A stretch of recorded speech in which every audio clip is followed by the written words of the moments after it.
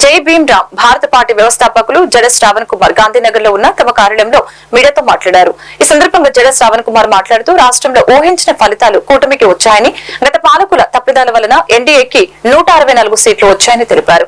ఇవి ఒక్క రోజులో వచ్చిన ఫలితాలు కావని, అప్రజాస్వామిక పాలనపై నిరంతర పోరాటాల ద్వారానే సాధ్యమైందని తెలిపారు. మాజీ మంత్రులు, మాజీ ఎమ్మెల్యేల ఇళ్లపై దాడులు చేసే నాయకులు గత 5 ఏళ్ల పొరపాటు చేసిన వారు కాదని, టీడీపీ జనసేన నాయకులు ఒకసారి ఆలోచన చేయాలని తెలిపారు. గత పాలకులు చేసిన తప్పిదాలను ప్రస్తుత ఎన్డీఏ ప్రభుత్వం చేయవద్దని తెలిపారు. రిషికొండ బిల్డింగ్ ప్రభుత్వంది అయితే చర్చ వదిలివేయాలని ఎల్లో మీడియా ప్రచారం చేస్తున్నట్లు, జగన్ అయితే జగన్ కి అప్పగించాలని తెలిపారు. ఈ కార్యక్రమంలో రాష్ట్ర ఉపాధ్యక్షులు పరస సురేష్ కుమార్ తదితరులు పాల్గొన్నారు. అధికారాన్ని, ప్రజలు ఇచ్చినటువంటి మ్యాండేట్ ని గౌరవిస్తూ ఎన్డీఏ కూటమిలో ఉన్నటువంటి గౌరవ ముఖ్యమంత్రి చంద్రబాబు నాయుడు గారికి, వారి మంత్రివర్గానికి జై భీమ్ రామ్ భారత్ పార్టీ తరపు నుంచి హృదయపూర్వక అభినందనలు తెలియజేస్తున్నాం. అయితే అధికారం ఏ కారణాలతో వచ్చిందో, అధికారం రావటానికి కారణమైన వ్యక్తులు ఎవరో, అధికారం రావటానికి తెలుగుదేశం పార్టీ, పవన్ కళ్యాణ్, భారతీయ జనతా పార్టీ ఈ రాష్ట్రంలో చేసిన పోరాటాలు ఏంటో రాష్ట్ర ప్రజలందరికీ తెలుసు. దానికి ప్రత్యేకంగా పోస్ట్ మార్టం చేయాల్సినటువంటి అవసరం లేదు.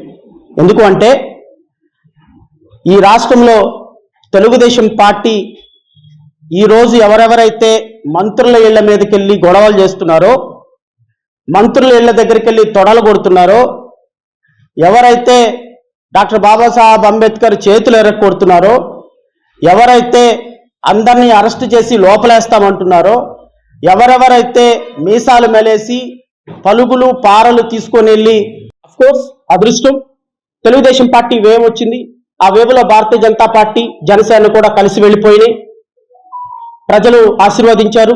164 సీట్లతోటి అత్యున్నతమైనటువంటి మెజారిటీతో రాష్ట్ర ప్రభుత్వాన్ని ఏర్పాటు చేశారు. We are welcoming it. కానీ నేను మీ ద్వారా ఇప్పుడు ఏర్పాటైనటువంటి కొత్త ప్రభుత్వానికి కూడా కొన్ని సూచనలు చేయాలనుకుంటున్నాను.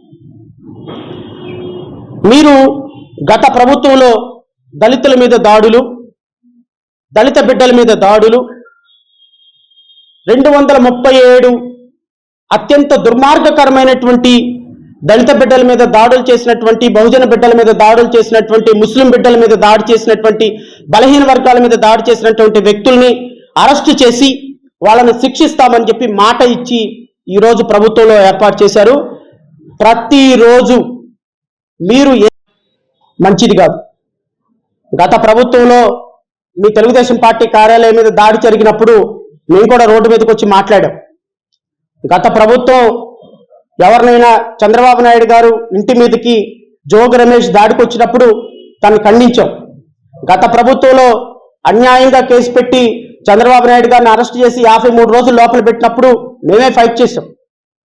గత ప్రభుత్వంలో రోజా లాంటి, కొడాలి నాని లాంటి, వాజ్పేయి లాంటి వాళ్ళు అవమానకరంగా అసెంబ్లీలో మహిళలతో మాట్లాడితే వాళ్ళని అరెస్ట్ చేసి వేరే వాళ్ళ రాజకీయ కారణాలతోటి లోపల వేస్తే పోరాటం చేసింది మేమే, తెలుగుదేశం పార్టీ కార్యకర్తల కంటే ఎక్కువ కూడా.